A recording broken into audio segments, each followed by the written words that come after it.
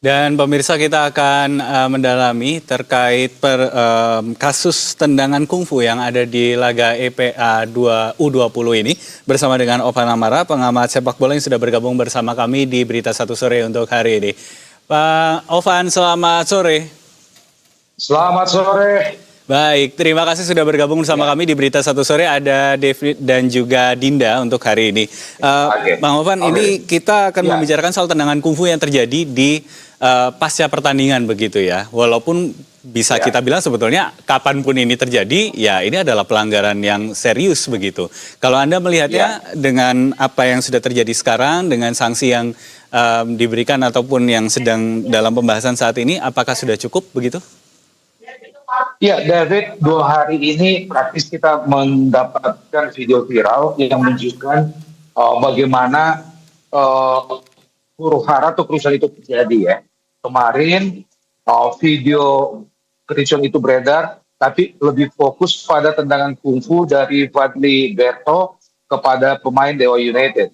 Dan hari ini kita juga mendapatkan video beredar dari sisi yang lain, yang menunjukkan bahwa ada aksi saling pukul antara banyak pemain, dan yang paling miris, yang paling menyedihkan adalah adanya video yang beredar yang menunjukkan bahwa tidak hanya antar pemain, tapi justru pelatih juga, ofisial juga ikut terpancing emosinya, bukan malah menenangkan pemain. Nah, sekarang kita berbicara atau fokus pada tendangan kungfu yang dilakukan oleh Fadli Berto kepada pemain Dewa United. Jujur, kita sangat shock. Kita sangat kaget melihat apalagi itu dilakukan oleh pemain yang masih dalam usia masa-masa keemasannya menuju kepada usia prestasi, ya. Fadli Berto yang kita tahu adalah salah satu tulang punggung di lini depan dari timnas under 19. Kemudian saat ini juga sebetulnya berada dalam list sebagai salah satu pemain yang dipanggil oleh Coach Nova untuk memperkuat timnas usia 20. Nah, apalajur dia tentu semakin mengkaburkan masa depannya di sepak bola Indonesia dan juga sepak bola internasional. Berbicara tentang aksinya di video yang beredar itu, ya kita sayangkan, bagaimana tidak, banyak yang mengatakan bahwa memang ada pemicunya, seperti yang ditayangkan sebelumnya. Ada pembelaan dari official atau pelatih dari Bayern United, walaupun tetap mereka sesalkan, tapi sekali lagi keputusan wasit yang mengatakan bahwa gol ya bagi Dewa United itu adalah offside bagi Bayangkara, itu adalah hal yang berbeda. Kemudian perkelahian juga adalah hal yang berbeda. Tapi kalau kita melihat bagaimana terjangan tendangan kungfu dari Fadil terhadap bagian belakang dari pemain, itu sangat sangat vital, sangat fatal, dan kualitas begini. Banyak video beredar, ada pembelaan, ada yang mengatakan bahwa itu ada pemicunya. Kemudian ada yang mengatakan juga bahwa ada aksi saling pukul. Bahkan ada juga video yang beredar mengatakan bahwa ada tendangan serupa, tendangan kungfu serupa yang dilakukan oleh pemain Dewa United kepada pemain Bayern United. Tapi kalau kita membandingkan satu demi satu video-video itu, maka harus kita akui bahwa bobot atau kualitas atau bahaya tendangan kungfu yang dilayangkan oleh Fadli Berto ke pemain Dewa United, terutama karena itu dilakukan dalam keadaan menerjang, melompat tinggi dengan kekuatan, dengan power yang luar biasa, dan jangan lupa itu menghajar bagian belakang pemain, bagian belakang kepala pemain Dewa United. Ini tidak hanya membahayakan secara fisik, tapi itu bahkan bisa membunuh. Tidak hanya membunuh karir, tapi juga mencelakai jiwa dan pemain yang diterjangnya itu. Nah, ini yang kita sayangkan. Dan sekali lagi, kita harus sepakat satu hal, bahwa memang ada kerusuhan dan semua pihak yang terlibat, tidak hanya pemain, tapi juga ofisial, bahkan panitia pertandingan, pihak keamanan, yang gagal meredam emosi anak-anak muda itu, yang gagal mengendalikan situasi sehingga kios itu terjadi, semua harus disalahkan, semua harus disayangkan. Tapi di sisi yang lain, khusus untuk terjangan Fadli Berto terhadap pemain Dewa United yang sangat berbahaya itu, yang menghajar bagian belakang kepala dari temannya itu juga hal yang berbeda. Jadi PSSI harus mengusut ini secara tuntas, kemudian mengambil tindakan tegas dan memberikan hukuman yang layak. Dan tentu hukuman yang paling berat sangat layak untuk diberikan kepada Alberto. Bang Opan, sebenarnya Ya, kerusuhan pada laga tim usia muda ini sudah sering terjadi. Apa sebenarnya yang kurang dalam pembinaan pemain, terutama soal fair play ini, Bang? ya, saya sempat tadi menyebut bahwa yang membuat kita sangat miris adalah gagalnya ofisial, gagalnya tim pelatih, bahkan hingga ke pihak keamanan dan juga ofisial atau panitia pertandingan untuk bisa meredam. Ini murni kerusuhan yang seharusnya bisa diredam. Ya kalau kita melihat aksi dengan mudahnya pemain-pemain muda kita tersulut emosinya, melakukan perkelahian, bahkan sebrutal itu, maka tentu ada beberapa pihak yang terlibat langsung. Ini jangan lupa di bawah usia 20 ini adalah pemain-pemain yang butuh pembinaan. Tidak hanya dari sisi teknik, dari sisi skill, tapi yang paling penting adalah pembinaan dari sisi mentalitas mereka, psikologi mereka. Nah, tentu yang terlibat di sini adalah bagaimana didikan kita sebagai orang tua di lingkungan rumah kita. Kemudian pada saat mereka berada di lapangan, bergabung dengan SSB, dalam proses mereka tumbuh kembang menjadi pemain yang lebih dewasa, maka tentu ada peran serta dari SSB di situ. Ada peran serta dari pelatih. Kemudian saat mereka sudah mulai masuk ke jenjang klub, mulai muncul sebagai pemain yang semi profesional, ada klub yang membinanya, maka ada pembinaan dari klub. Dan yang tidak kalah pentingnya adalah saat pertandingan berlangsung, seperti saat kemarin di EPA antara Bayangkara United melawan Dewa United, maka ada keterlibatan ofisial, ada keterlibatan tim pelatih di situ.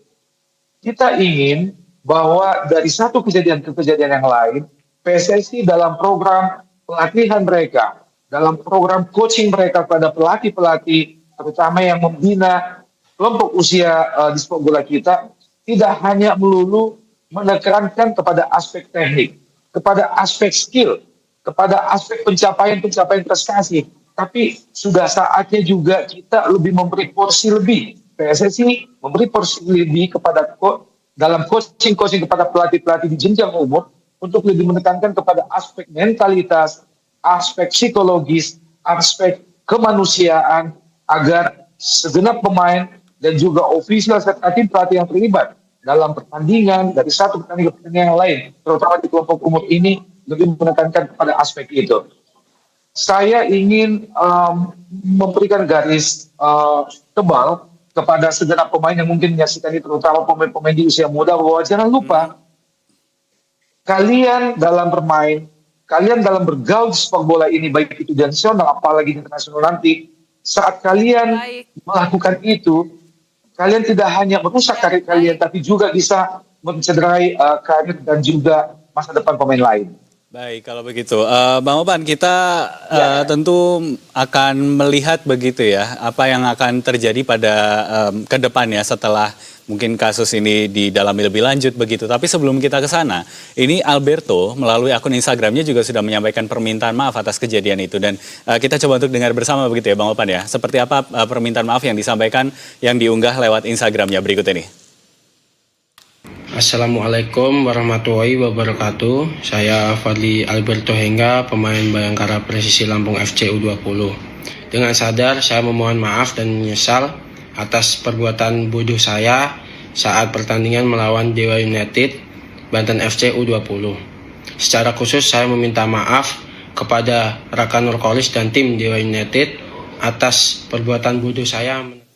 Ya, itu kira-kira sebagian dari permintaan maaf yang disampaikan, utuhnya ada di Instagram dari Alberto begitu. Tapi kalau kita melihat pernyataan secara terbuka disampaikan, bahkan juga sudah menyebutkan juga secara spesifik siapa yang kemarin ditendang begitu ya, tendangan kungfu ini. Ya. Tapi apakah hal seperti ini kemudian cukup untuk menjadi katakanlah pembinaan atau bagian dari pelajaran kepada pemain-pemain muda, tidak hanya kepada pemain ini saja, tapi kepada seluruh pemain yang dapat dikatakan generasi mudanya kita begitu. Apalagi ini juga dia tergabung dalam timnas U20 sebelumnya. Betul. Ya, permintaan maaf adalah salah satu sisi satu hal yang harus kita terima, dan ini sangat bagus terutama buat Berto yang langsung memberikan reaksi penyesalan. Tapi di sisi yang lain ini harus kita hentikan.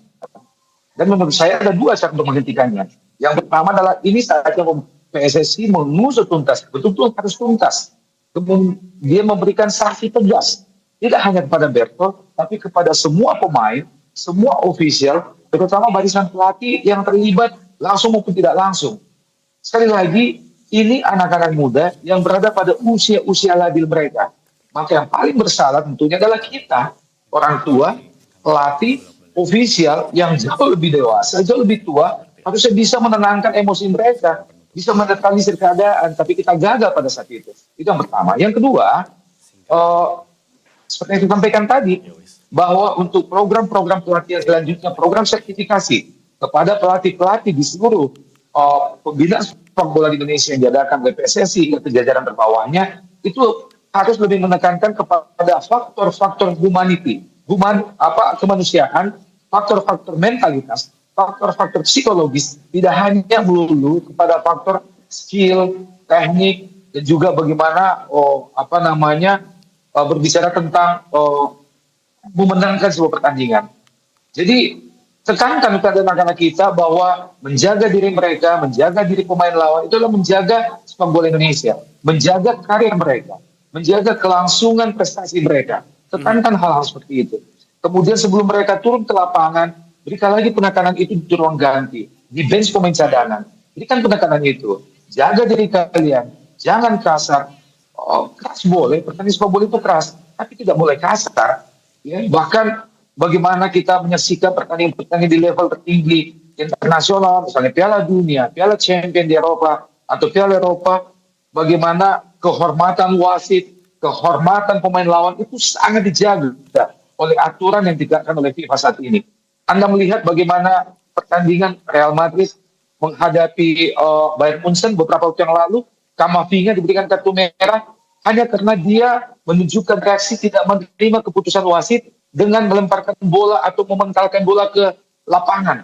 Itu nggak ada sentuhan fisik di situ. Kita nggak mendengar ada cacian dari Camavinga kepada wasit, tapi itu dianggap mencederai kehormatan wasit atau mencederai keputusan wasit sehingga Camavinga mendapatkan kartu merah.